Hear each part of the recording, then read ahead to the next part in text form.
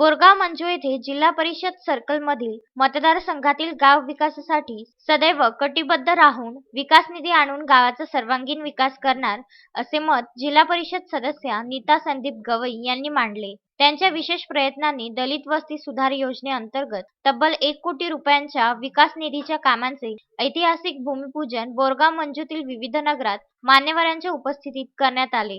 अल्पसंख्याक विकास योजनेअंतर्गत सिमेंट रस्ता बांधकामाचे भूमिपूजन समाज कल्याण सभापती आकाश सिरसाट, जिल्हा परिषद सदस्य ज्ञानेश्वर सुलताने, सरपंच सुनील खेडकर, पंचायत समिती सदस्या छाया वानखडे यांच्या हस्ते संपन्न झाले. सदर सोहळ्यासाठी वंचित बहुजन आघाडीचे जिल्हा नेते शेख साबीर, हाजी अनीस, हाजी रशीद पैलवान, धनराज गवई, ग्रामपंचायत सदस्य ज्ञानेश्वर वानखडे, शमीउल्ला शाह, अजय हिरोडे, गुरु पाटील, माजी सैनिक मनोज पाटील, बाळासाहेब देशमुख, श्याम राऊत, देवानंद गवई, दीपक वानखडे, प्रवीण इंगळे, युसुफ शाह, मुकद्दर शाह व वंचित बहुजन आघाडीचे बहुसंख्य पदाधिकारी व कार्यकर्ते प्रामुख्याने उपस्थित होते. संतोष गवई, विदर्भ न्यूज, बोरगाव मंजू.